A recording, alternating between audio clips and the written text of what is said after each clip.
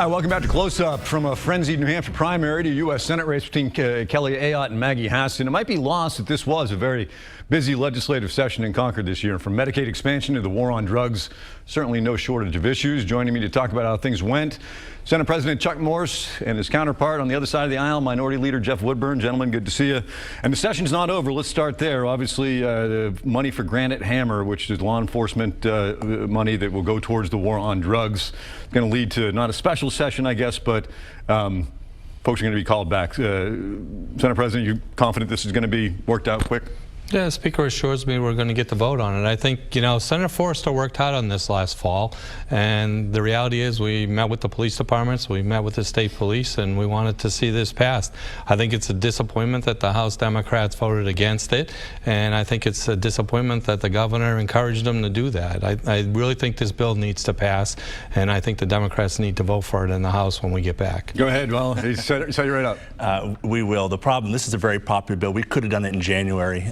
Unfortunately, it took this long, but also a poison pill attachment, a political effort to try to embarrass the governor on an unrelated bill, attaching it to it about trying to take retiree benefits away from our state employees.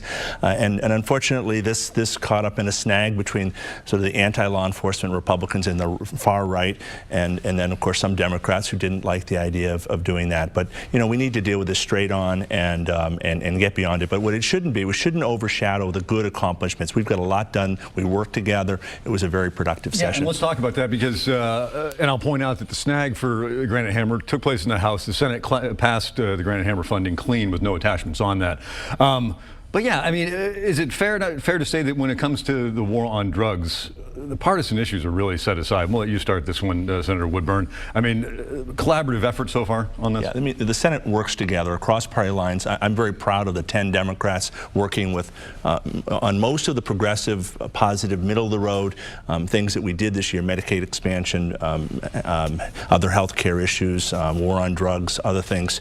We've worked together. We come together. My concern going forward is many of those moderate, reasonable voices who are part of the governing Senate are leaving the Senate, and we don't know what the situation will be going forward. So it's important that the Senate's history and integrity of really being a problem-solving body is intact. Yeah, we'll talk about that in just a minute because it is a definitely changing face. Senator Morse, looking back over the legislative session, though, what do you view as the most important things that did get done by the legislative body as a whole, and what do you think? What do you lament that didn't get done? Well, reality is we all know we had to combat the heroin crisis, and I think we did work well together on that. You know, we said we'd do prevention, treatment, and recovery. We got those things done. I think that's very important. I think what happened this week in the House is wrong. I do believe there's a problem there. The bill that was attached to that was a bill that the Governor's Commissioner had been working with us since February on, needs to pass to make sure the retirees' health is taken care of. There are issues that are not getting taken care of at the State House, and I think that's one of them, and we need to make sure that passes. But we've done a lot this session to make sure we've taken care of this heroin crisis, and I'm proud of working together with Jeff. Yeah, and while you guys have a good relationship, the Senator Morse has said repeatedly that the governor has largely been AWOL on this. I'll let you defend whether she has been or not, but this has been driven by lawmakers, according to a lot of lawmakers, without the leadership of the governor's office. Well, the legislature has a constitutional role to be able to play in terms of producing these things, and that's the job. Our governor has been strong. She's been forceful, and she has pushed. I mean, I don't think we would have addressed this issue of drugs in the same way without calling for a special session, these types of things. And I'm proud of the Senate, what we did. We didn't attach a bill that we knew would jeopardize the Granite Hammer. We had the better judgment to do that, and I think throughout this session, we've been able to find compromise, work together, isolate the extreme voices, and find a middle ground that has worked. Concern going forward, something like Medicaid expansion, one of the major important accomplishments of this session, you know, 4 of the 6 Republicans that voted for it are not coming back. So the concern is that the governing center is collapsing, and that's why we have to work so hard to try to find those reasonable people to run. When it comes to Medicaid expansion, heading into this session, was there two schools of thought, or was there a kind of a collective acceptance on the part of a lot of Republicans who wanted this gone a couple of years ago to say, you know what, this has been in place now for a while, we can't just undo it? Well, remember what we accomplished. We created a system in New Hampshire that protects us from the federal government backing off on their promises. We created private health insurance, and we certainly fought to make sure that it was going to happen. And that's what we did in New Hampshire. So I think it's very important that what we accomplished got put in place, and it's going to protect those people that truly need it. You got to feel satisfied that it happened. Senator Jeb Bradley, when we had these negotiations, said you can force something through in a tiny minority, it won't have the lasting power. By building a broad coalition is how you get things done and how you keep things intact, and he was exactly right, and that's the way we should be governing, from the center out and not from the extremes on either side. Let's talk about the changing face. First, I should check with both of you. You're both intent on coming back? You're running for re-election? Absolutely. Okay. We're up to, I think, 9 now, potential new faces in the Senate, 8 or 9. 8. A big number. All right. 8 indeed. Okay, sorry about that. I did the math wrong. Yeah, I mean, what do you see this thing headed? I mean, we're in an election year that nobody can predict right now.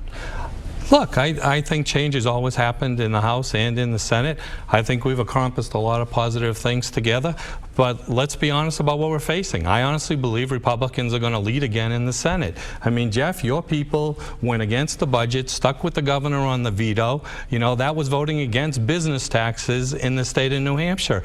That has created 8,500 jobs by lowering business taxes in New Hampshire, double where we were at this point last year. I mean, these are good things. We worked on workman's comp. We've driven those things down.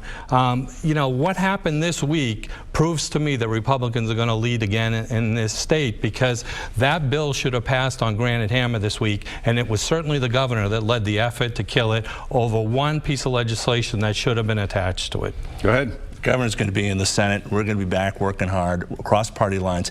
What we're seeing in the Senate, I think, in the Republican Party is really this great division between conservatives and the extreme right-wing Tea Party conservatives battling it out. And that's why, you know, 4 of the 6 Republicans who voted for Medicaid, who were being challenged in the primaries and being harassed by people knocking on doors and handing out leaflets against them, are leaving. And the governing center is what we need to focus on. I'm very proud of the Democrats. The 10 of us have been there on issues like Medicaid expansion, affordable housing, the conversion therapy. I mean, I don't know who out there thinks that we can change people's you know, persuasion in terms of sexuality, but it was the governing Republicans, Democrats coming together in a reasonable way and getting things done.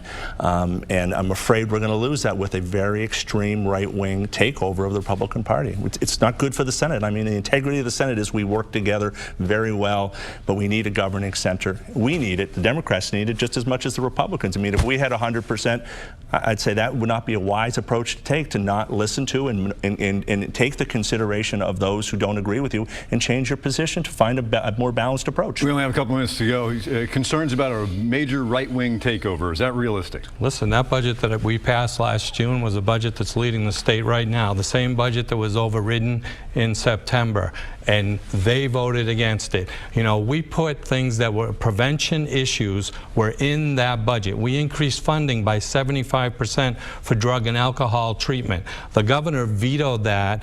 If you talk about people that have gone too far to the other direction, she vetoed that bill when all those things were in there that were going to help society, and made them sit there for 3 months.